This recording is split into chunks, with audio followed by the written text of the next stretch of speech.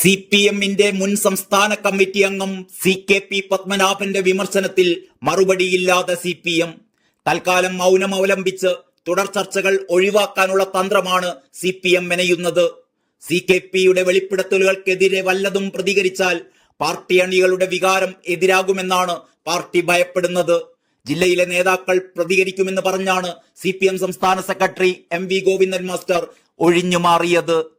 ഇനി എത്ര കാലം ജീവിക്കുമെന്നറിയില്ല, സത്യം ജനങ്ങൾ അറിയണം എന്ന് പറഞ്ഞിട്ടായിരുന്നു കഴിഞ്ഞ ദിവസം CKP പത്മനാഭന്റെ തുറന്നു പറച്ചിൽ. വിഭാഗീയതയുടെ പേരിലാണ് തന്റെ പേരിൽ ആരോപണങ്ങൾ കെട്ടിവെച്ചത്. താൻ ശരിയുടെ പക്ഷത്തായിരുന്നു, അതാണ് തനിക്കെതിരെ നടപടിയെടുക്കാൻ കാരണം.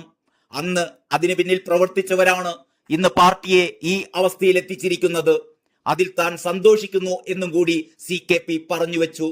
ജനങ്ങൾ വെറുക്കുന്ന രീതിയിൽ പാർട്ടി എത്തിയതിൽ പരിശോധന വേണം, താഴെത്തട്ടിലല്ല മുകളിൽ തന്നെ തിരുത്തൽ വേണമെന്നാവശ്യപ്പെട്ട് നിലവിലെ നേതൃത്വത്തിന് നേരെയാണ് CKP വെടിപൊട്ടിച്ചിരിക്കുന്നത്. സാമ്പത്തിക പ്രയാസമുണ്ടായപ്പോൾ EMS-ഉം മന്ത്രിമാരും ശമ്പളം പകുതിയാക്കിയതുപോലുള്ള മാതൃകകളാണ് ജനം പ്രതീക്ഷിക്കുന്നതെന്ന് പറഞ്ഞ CKP പിണറായി സർക്കാരിനെയാണ് ലക്ഷ്യം വെക്കുന്നത്. TP ചന്ദ്രശേഖരൻ വധത്തിലൂടെ എന്താണോ ഇല്ലാതാക്കാൻ ശ്രമിച്ചിരുന്നത് അത് വളർന്നുകൊണ്ടിരിക്കുന്നു. TP-യേക്കാൾ വലിയ പ്രസ്ഥാനമായി ഇന്ന് RMP മാറിക്കഴിഞ്ഞു. P ശശിക്കെതിരായ പരാതി തള്ളിക്കളയാനാവുന്നതായിരുന്നില്ലെന്നുകൂടി CKP പറഞ്ഞു വെച്ചു. 12 വർഷത്തിന് ശേഷമാണ് CKP പത്മനാഭൻ പാർട്ടി നടപടിയെക്കുറിച്ച് പ്രതികരിക്കുന്നത്.